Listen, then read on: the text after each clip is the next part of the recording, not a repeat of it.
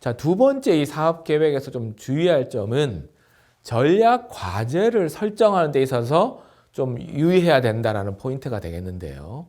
자, 이게 이제 상당히 흥미로운 게 사업 계획을 세우는 거는 어느 회사나 하지만 이 사업 계획의 수준을 높이려면 전략에 대해서 탑다운식으로 일방적으로만 강요하지 말고 뭔가 좀 토론을 이끌어내야 된다.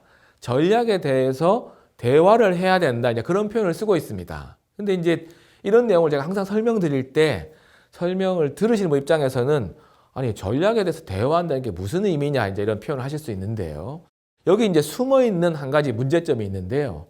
이 회사라는 조직은 신기하게도 새로운 분석 기법이나 새로운 방법론 혹은 뭐 새로운 아젠다 이런 것들을 이렇게 도입을 해도 이게 몇 년 정도 똑같이 반복되다 보면 희한하게 매너리즘에 빠진다는 거죠.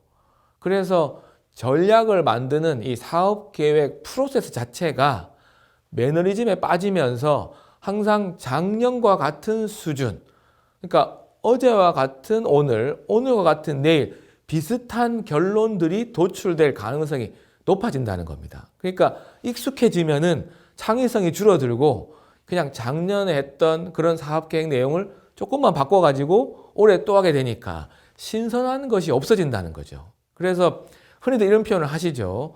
사업 계획을 어떻게 짜냐고 여쭤보면 이것도 물론 농담입니다만 작년 파워포인트를 꺼내서 이름을 바꿔서 똑같이 냅니다. 다만 목표가 조금 높아졌으니까 수치만 조금 올립니다. 이렇게 극단적으로 농담하시는 분도 제가 뵌 적이 있거든요. 그래서 이런 악순환을 끊으려면 전략을 세울 때, 사업 계획을 세울 때 새로운 아젠다를 좀 제시를 해서 구성원들이 그 새로운 아젠다를 중심으로 토론하게 만들어야 매너리즘에 빠지지 않고 뭔가 좀 창의적인 내용들이 계속 유지될 수 있다는 것이죠. 자, 이런 부분을 아주 잘 활용하는 기업 중에 하나가 이제 지인인데요. 지인은 사업 계획마다 주제들을 좀 바꿉니다. 물론 뭐 매년 이렇게 하는 건 아닙니다만 굵직굵직하게 굉장히 큰 주제들을 한번 예로 들어보면요.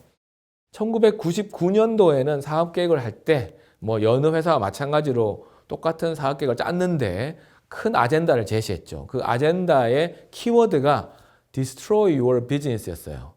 이 99년도 시대적 배경이 한참 인터넷에 관한 것들이 기존의 오프라인 기업, 지도 인터넷 기업은 아니었으니까요. 굉장히 물밀듯이 밀려오는 시기였습니다.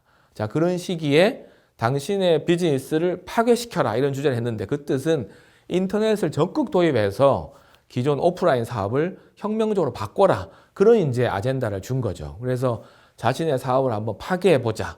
이런 이제 아젠다를 줬는데 인터넷의 확산을, 회사 내의 확산을 목적으로 사업 계획에서 이러한 주제를 던져준 거고요.